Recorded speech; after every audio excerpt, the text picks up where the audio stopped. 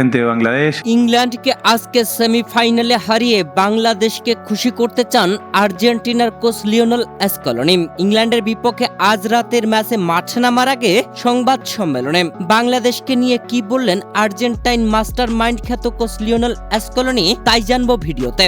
বিশ্ব ফুটবলের সবচেয়ে তীব্র প্রতিদ্বন্দ্বিতাগুলোর একটি আবারও ফিরছে বিশ্বকাপের মঞ্চে। ফাইনালে ওঠার লড়াইয়ে এবার মুখোমুখি হচ্ছে আর্জেন্টিনা ও ইংল্যান্ড। কোয়ার্টার ফাইনালে নিজ নিজ প্রতিপক্ষকে হারিয়ে শেষ চারে জায়গা করে নেওয়া দুই দল এখন আরেকটি ঐতিহাসিক সংঘর্ষের অপেক্ষায়। ডালাসের নরওয়ের বিপক্ষে জয় তুলে নিয়ে সেমিফাইনালে উঠেছে থমাস টুখেলের ইংল্যান্ড। অন্যদিকে সুইজারল্যান্ডকে বিদায় করে শেষ চারের টিকিট নিশ্চিত করেছিল লিওনেল মেসির আর্জেন্টিনা। ফলে ফুটবল প্রেমীদের চোখ এখন এই বহুল প্রতীক্ষিত মহারণের দিকে। বিশ্বকাপের সেমিফাইনাল পর্ব বরাবরই সুখ স্মৃতি এনে দিয়েছে আর্জেন্টিনাকে। শেষ চারের লড়াইয়ে এখন পর্যন্ত 5 বার অংশ নিয়ে প্রতিবারই জয় পেয়েছে আলবিসেলেস্তেরা। অর্থাৎ বিশ্বকাপের সেমিফাইনালে তাদের হারানোর রেকর্ড এখনো কোনো দল গড়তে পারেনি। অন্যদিকে 2026 আসরের আগে ইংল্যান্ড 3 বার বিশ্বকাপের সেমিফাইনাল খেলেছে। এবার তারা আরেকটি ফাইনালের স্বপ্ন নিয়ে মাঠে নামবে। আন্তর্জাতিক ফুটবলে আর্জেন্টিনা ও ইংল্যান্ডের প্রতিদ্বন্দ্বিতা বহু পুরনো। দুই দল এখন পর্যন্ত 14 বার একে অপরের মুখোমুখি হয়েছে। সংখ্যার হিসাবে কিছুটা এগিয়ে রয়েছে ইংল্যান্ড। মোট ম্যাচ 14, যেখানে ইংল্যান্ডের জয় 6টি, আর্জেন্টিনার জয় 3টি, আর 5টি ম্যাচ ড্র হয়েছে। বিশ্বকাপের মঞ্চেও দুই দলের লড়াই কম হয়নি। এখন পর্যন্ত 5 বার দেখা হয়েছে তাদের।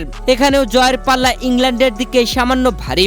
ইংল্যান্ড জয় পেয়েছে 1962, 1966 ও 2002 বিশ্বকাপে।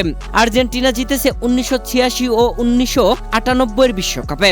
1986 বিশ্বকাপে ডিয়েগো ম্যারাডোনা ফুটবল ইতিহাসের অন্যতম আলোচিত দুটি মুহূর্ত উপহার দেন। প্রথমে হ্যান্ড অফ গড গোল, এরপর অসাধারণ এক নৈপুণ্য করা শতাব্দীর সেরা গোল। এই দুই গোলই 2-1 ব্যবধানে জয় পেয়েছিল আর্জেন্টিনা। 1998 বিশ্বকাপে দুই দলের লড়াই আরো নাটকীয় হয়ে ওঠে। নির্ধারিত সময়ের খেলা 2-2 সমতায় শেষ হওয়ার পর ট্রাইব্রেকারে 6-5 ব্যবধানে জয় তুলে নেয় আর্জেন্টিনা। সেই ম্যাচে লাল কার্ড দেখে মাঠ ছাড়তে হয়েছিল ডেভিড বেকহামকে।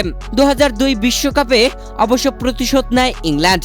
বেকহামের একমাত্র পেনাল্টি গোলেই 1-0 ব্যবধানে জয় নিশ্চিত করেছিল ইংলিশরা।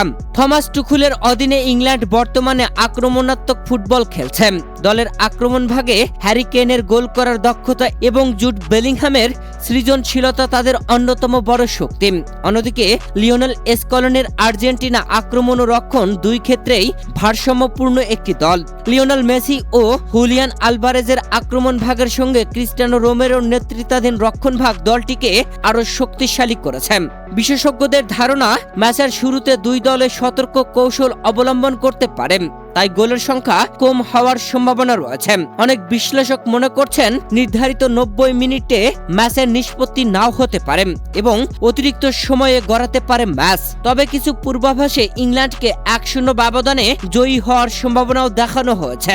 বিশ্বকাপের এই বহুল প্রতীক্ষিত সেমিফাইনাল অনুষ্ঠিত হবে আজ বাংলাদেশ সময় রাত 1টায়। যদিও বাংলাদেশ তারিখ অনুযায়ী 16 জুলাই ম্যাচটি শুরু হবে, তবে আজ 15 জুলাই দিবাগত রাত 1টায় শুরু হবে এই হাই ভোল্টেজ ম্যাচটি। আর এই ম্যাচ নিয়ে ম্যাচ পূর্ববর্তী সংবাদ সম্মেলনে আর্জেন্টাইন কোচের মুখে বাংলাদেশের নাম। বাংলাদেশকে দিলেন ধন্যবাদ। ইংল্যান্ডকে হারিয়ে বাংলাদেশকে খুশি করতেও চাইলেন আর্জেন্টাইন এই কোচ। সংবাদ সম্মেলনে আর্জেন্টাইন কোচ লিওনেল স্কলোনি বলেন, বাংলাদেশের মানুষদের ধন্যবাদ জানাই। এত দূরে থেকেও সমর্থন জানানোটা সত্যি অবিশ্বাস্য।